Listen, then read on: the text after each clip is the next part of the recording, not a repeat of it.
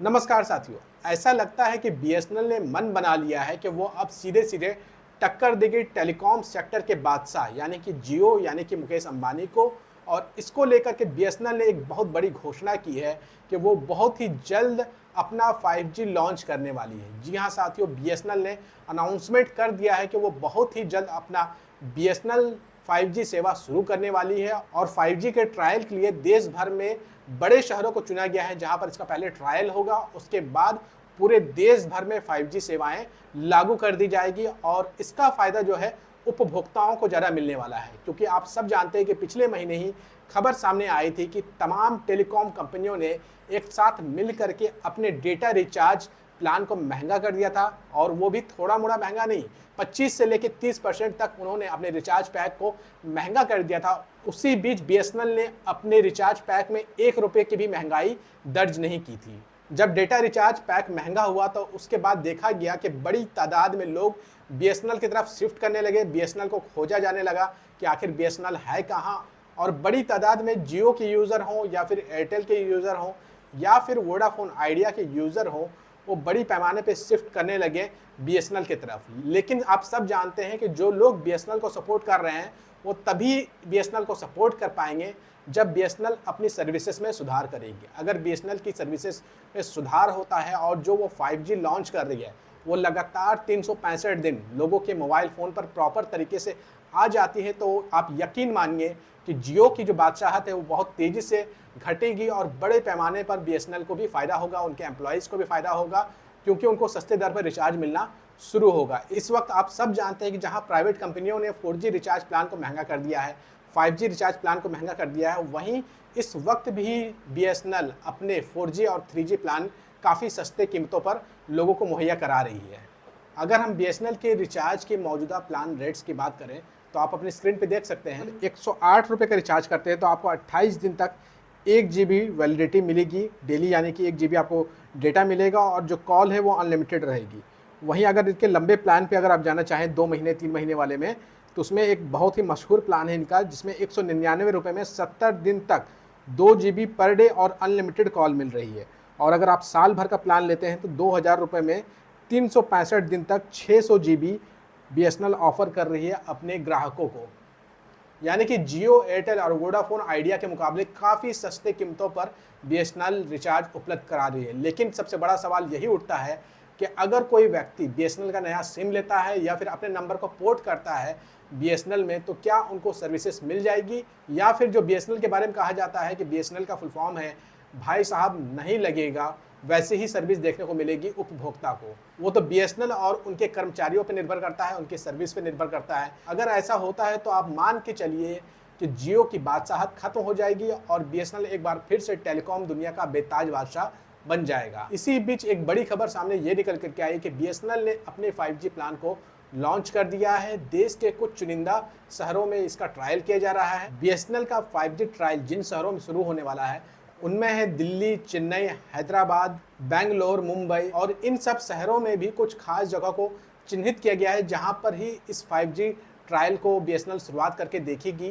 कि लोगों को कैसे उनकी सर्विस लग रही है। और जो प्लेस डिसाइड किया गया है उसके मुताबिक दिल्ली के कनॉट प्लेस, बेंगलुरु में सरकारी दफ्तर और कैंपस के अंदर, और दिल्ली में संचार भवन, JNU campus, IIT Delhi, Chennai के अन्य हिस्सों में इसका ट्रायल किया जाएगा। और ट्रायल में अगर सब कुछ सही पाया जाता है तब पूरे देश भर में 5G लॉन्च की जाएगी। अगर आप बीएसएनएल की 5G की कीमतों पर भी अगर आप नज़र डालेंगे तो वो जियो, एयरटेल और वोडाफोन आइडिया के 5G डेटा रिचार्ज के मुकाबले आधी कीमत पर वो डेटा उपलब्ध कराना चाह रही है बीएसएनएल। लेकिन अब आपके मन में ये सवाल खड़ा हो रहा होगा कि क्या बीएसएनएल 5G सच में लॉन्च कर पाएगी?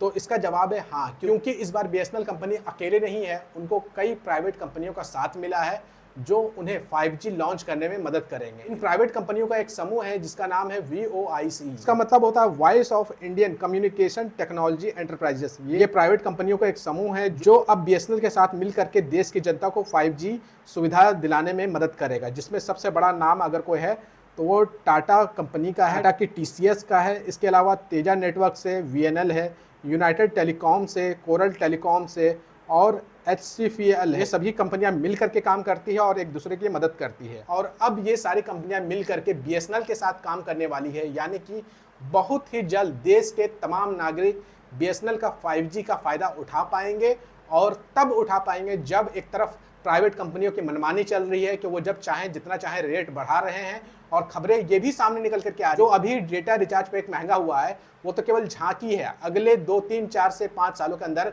डेटा रिचार्ज के पैक लगातार महंगे होंगे, और लगातार ये बात आपको कही जाएगी कि प्राइवेट कंपनियां जो है वो 5G देश में लाना चाहती है, 5G की सुविधाओं को बेहतर करना चाहती है, इसलिए लगातार डेटा रिचार्ज पैक को महंगा किया जा रहा है।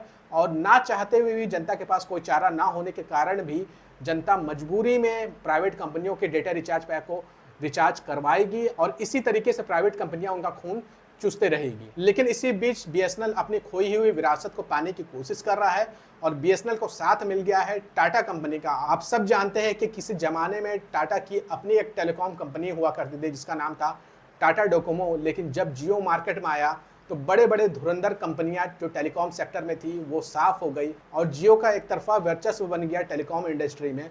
लेकिन अब फिर से टाटा जो है कोशिश कर रही है वो टेलीकॉम सेक्टर में कदम बढ़ाने के लिए, और इस बार उन्होंने हाथ बढ़ाया बीएसएनएल के साथ, और बीएसएनएल के साथ मिलकर के वो जियो की बादशाहत को खत्म करना चाहती है। आप ये भी कह सकते हैं कि प्राइवेट कंपनियों के द्वारा सरकारी कंपनी का निजीकरण किया जा सकता है, या फिर सरकारी कंपनियों के द्वारा प्राइवेट कंपनी का निजीकरण किया जा सकता है। लेकिन इससे जनता को कोई मतलब नहीं है, जनता को सिर्फ और सिर्फ मतलब है सस्ते डेटा रिचार्ज पैक से। और अगर टाटा बीएसएनएल के साथ मिलकर के काम करता है, उनकी सर्विसेज को सुधार देता है, अगर बीएसएनएल की सर्विसेज सुधर जाती है, और अगर उनका नेटवर्क थोड़ा स्लो भी होता है, उनका इंटरनेट स्लो भी होता है, तब भी देश की जनता जो है वो बीएसएनएल को सपोर्ट करेगी और बीएसएनएल का इस्तेमाल करेगी। क्योंकि देश में कई सारी ऐसी जनता है जिन्हें हाई स्पीड डेटा से कोई मतलब नहीं है, उन्हें सस्ता डेटा चाहिए। हाई स्पीड डेटा का सबसे ज़्यादा ज़रूरत ऑफिसेस में पड़ता है, लेकिन जो पान की दुकान पर बैठने वाला है, जो किराना की दुकान पर बैठने वाला है, उनको सस्ते डेटा से मतलब होता है, हाई स्पीड डेटा से मतलब नहीं होता है। लेकिन इसका ये भी मतलब नहीं है कि अगर आप कोई एक वेबसाइट खोल रहे हैं तो वो 5 मिनट में खोले। इतनी स्पीड होनी चाहिए कि वेबसाइट वो तुरंत खुल जाए, कुछ सेकंड के अंदर खुल जाए।